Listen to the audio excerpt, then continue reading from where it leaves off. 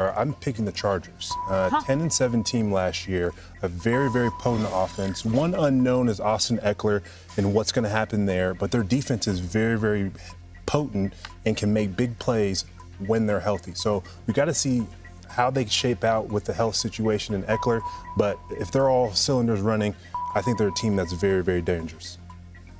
By you, Buck? I'm glad all three of you are sitting down. I'm glad you're all sitting down here because I'm throwing out the Dirty Birds. I'm throwing out the Atlanta Falcons. They've won 7 games each of the last 2 years.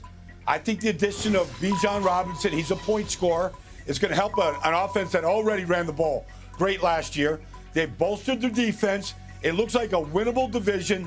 They've got 15 1 o'clock games. Like they know what their schedule is going to be. 1 o'clock. I just think Atlanta is ready to bust out from that 7-10 cavity they've been in the last 2 years.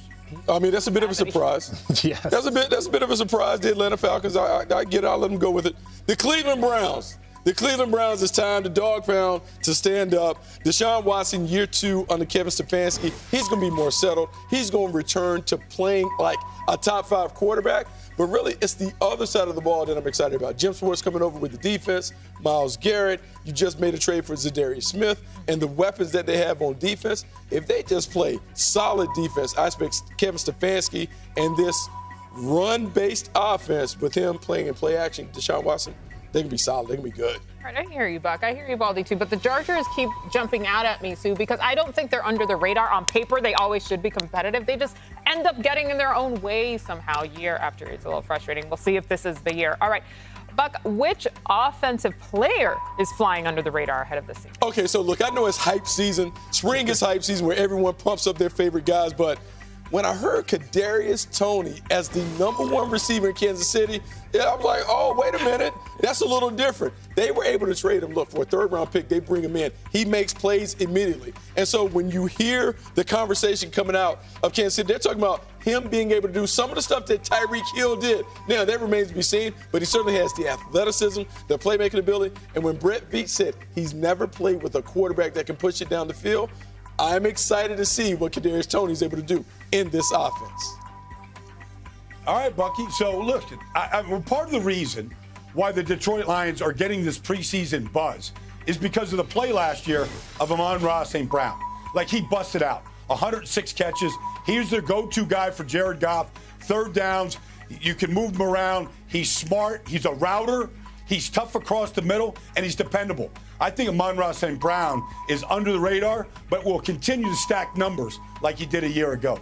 Ooh, I like that one, too. Did you guys see him at the draft presenting the draft pick? He had a little chip on his shoulder. Oh, that's what it's like up here. I love that kind of energy. All right, Sue, which defensive player is under the radar? Defensive player, I got Vita Vea.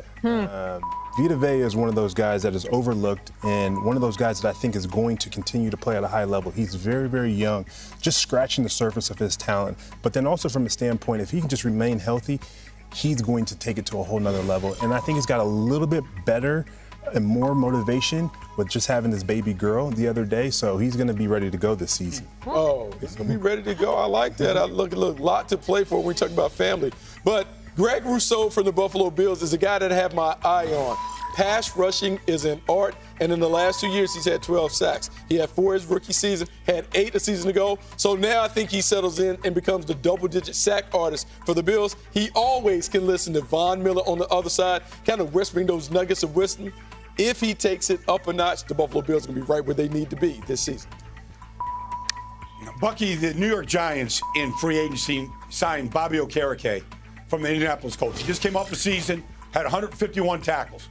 Like, they need a middle linebacker. They haven't really had one since Antonio Pierce was there back when they won a Super Bowl back in 2007. Like, I just think this is a pure leader. He's an every down player, never comes off the field, smart as you can get, and a playmaker. And the Giants desperately need him, and I think they're built for him to have more success.